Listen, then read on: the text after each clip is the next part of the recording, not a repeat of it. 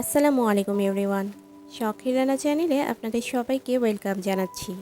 চিরা আর ঘরে থাকা সামান্য কিছু সবজি দিয়ে মজাদার একটি রেসিপি শেয়ার করছি। একটি প্যানে দিয়ে দিলাম 4 টেবিল চামচের মতো তেল। এখানে একটা বড় সাইজের পেঁয়াজ কুচি দিয়ে দিচ্ছি। পেঁয়াজটাকে কিছুক্ষণ ভেজে নিতে হবে। একটা তেজপাতা 2 টুকরো করে দিয়ে দিলাম আর দিয়ে দিচ্ছি কয়েকটা চীনাবাদাম। হাফ টেবিল চামচ আদা রসুন পেস্ট দিয়ে দিলাম। আদা রসুনটাকে কিছুক্ষণ ভেজে নিতে হবে। তারপর যে সবজিগুলো নিয়েছিলাম সেগুলো এক এক করে দিয়ে দিচ্ছি। এখানে বাঁধাকপি হাফ কাপ, গাজর হাফ কাপ, আলু আর বরবটি মিলিয়ে হাফ কাপ নিয়েছি। সবজিগুলোকেও ভেজে নিচ্ছি। পরিমাণ মতো লবণ দিয়ে দিচ্ছি।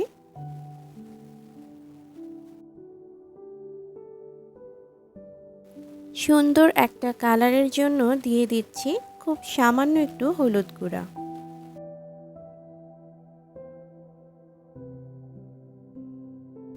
দিয়ে দিচ্ছি 6-7টা কাঁচামরিচ, 2টা লাল মরিচ ছিল সেটাও দিয়ে দিলাম।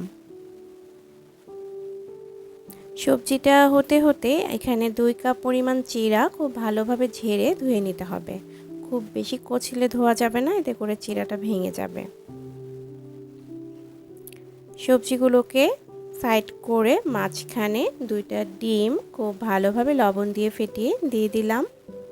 ডিমটাকে স্ক্র্যাম্বল করে নিতে হবে।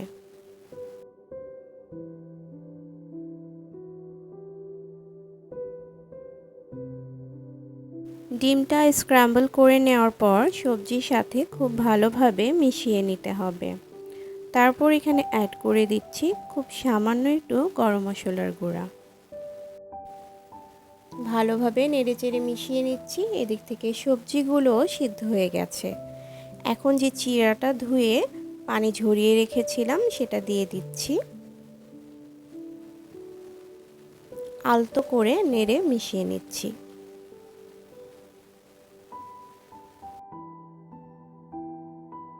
2 থেকে 3 টেবিল চামচ পানি ছিটিয়ে চুলার ফ্লেমটা লোতে করে ঢেকে অপেক্ষা করছি 4-5 মিনিটের মতো। হলুদ গুঁড়োটা দেওয়ার ফলে এটাতে খুব সুন্দর একটা কালার এসেছে। আপনারা যদি সাদা রাখতে চান সেক্ষেত্রে হলুদ গুঁড়োটা স্কিপ করতে পারেন। সামান্য একটু ধনেপাতা কুচি ছড়িয়ে নেড়ে চেড়ে নামিয়ে নিচ্ছি। সকাল বা বিকেলের নাস্তায় হেলদি খাবার রাখতে চাইলে রাখতে পারেন চিরার এই রেসিপিটি।